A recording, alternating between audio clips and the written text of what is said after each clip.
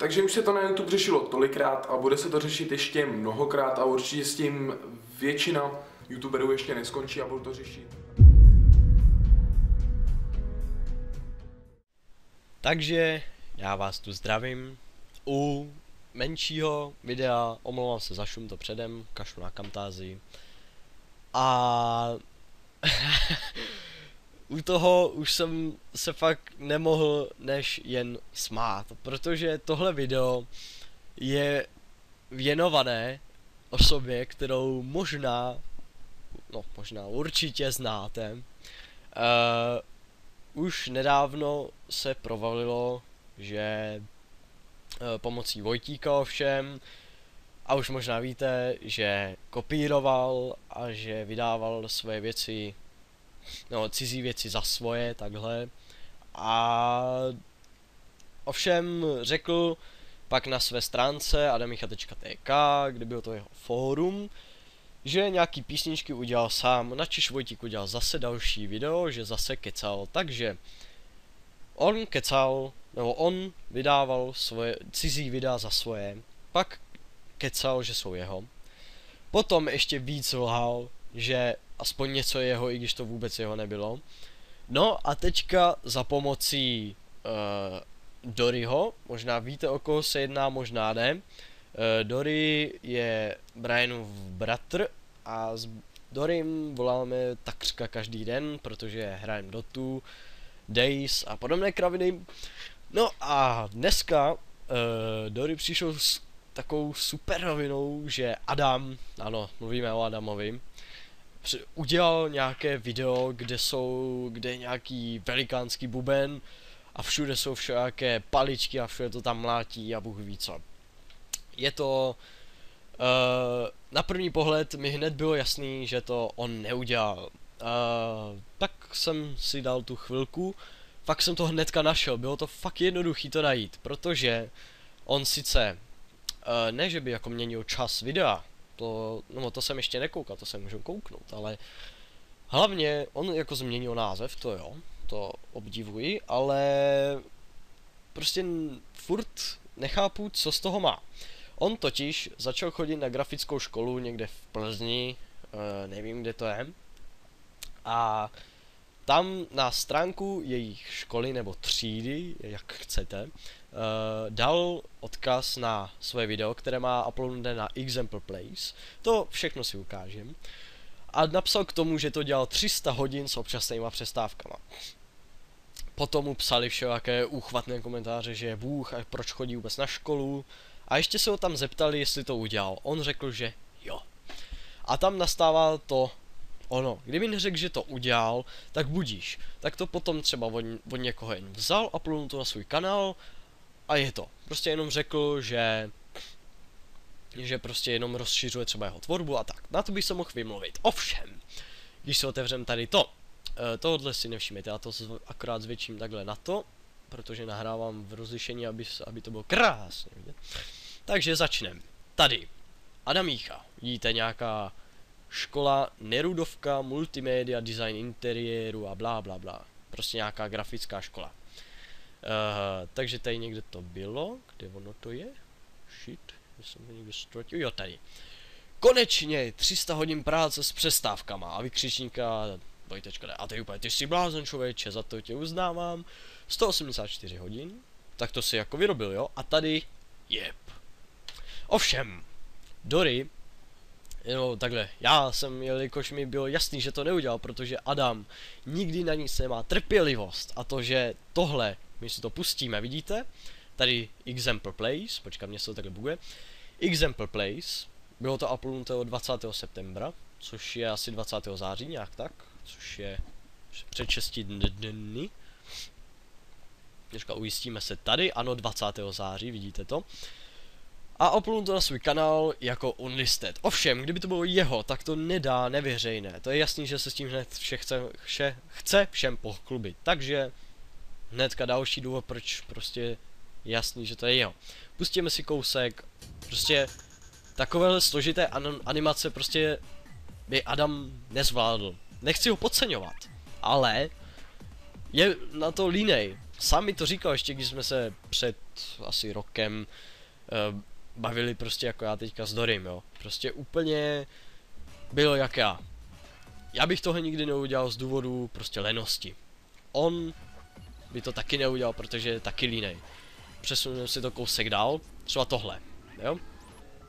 Takovéhle efekty prostě.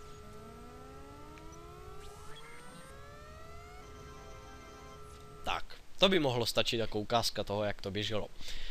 Dále viděli jsme už, že to házelo na Facebook jeho třídy. Ale dál, kde je vůbec ten podklad, že to je jeho.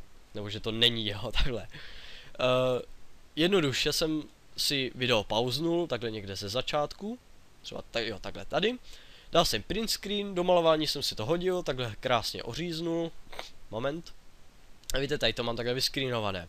Tohle už stačí jenom hodit do Google, přetáhnout, ne, počkat, to se děje, jo, do prdele. Obrázky, dáme třeba vyhle as, tak. Sem takhle přehodíme tohle, tak, nahrává se soubory, nahrávají. A vidíte už tady seznam prostě stejných videí, prostě jako je to jeho. Když kliknem sem, tak vidíte nějaké bitflip nebo co to je. A tu máte jako to video. Já už ho tady mám a to jo, já jsem úplně hnedka věděl, že to video je z Vimea, protože Vimeo z české komunity na YouTube nikdo nesleduje. Fakt skoro nikdo. Hledal jsem to chvilku jako pomocí Vimea, prostě jsem tam hledal, nenašel jsem to, pomocí tohle obrázku jsem to až teprve našel. Můžeme si to pustit trošku, jestli chcete. Počkat. Ne, bacha na to. Adam má tady 2 minuty 12, když to tady je originál, má 2 minuty 18. No. Ovšem, můžeme se kouknout nakonec, hádám, že tam budou nějaké, jo, BeepleCrab, ten, kdo to vytvořil, beeplecrab.com, kde vidíte, že už to je tady prostě a to je jeho.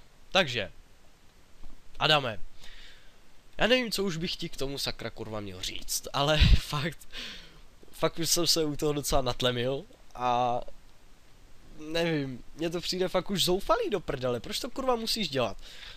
Já nechci to dávat nějak na tu tvoji školu, ať je tam mají klidně za pána bohu animací, jo, ale prostě tohle je už trošku fakt už přehnaný. Prostě ty si to vyžehlíš u všech, oni ti to některý prominou. Ovšem teďka čekám na tu hordu dislikeů, že Adama nemám rád a že mu závidím. Načež bych navázal moji filozofickou úvahu, kterou jsem vymyslel při livestreamu nedávnem. Protože když někdo někomu závidí, tak většinou všichni to shrnou na to, že mu začne nadávat. Ovšem, když já bych záviděl Adamovi, že by udělal třeba tohle video, tak bych mu napsal, že je to super video a začal bych se snažit to udělat taky. A ne, že bych mu hnedka začal nadávat, že je to čůrák a takový kraviny. Někdo mu tak možná nadává, někdo ne. Já jsem mu tak nikdy nenadával. I když možná, když jsem byl nalitý děl, to já nadávám všem. Každopádně. Dopovězme si, že když někomu něco závidíte, tak mu asi kurva nebudete nadávat. Budete mu možná tak jako, možná řeknete, že je to hajzl a tak, ale nebudete mu říkat, že je to čůrák, že je to teplo, že je to všechno možný. A tím ho začnete schazovat. Ovšem je tu možnost, že by mohlo být ničení konkurence, jakože děláte podobné věci, ale vezměte si to, když si jdou 2 firmy po krku, prostě jedna firma vyrábí, já nevím, obaly na lízátka, druhá taky, tak rozhodně ty 2 bosové prostě proti sobě nepřijdou a nezačnou si nadávat, to je blbost. Kdyby se začali nadávat, tak to je prostě už jen, že nevědějí co by, prostě že nevědějí.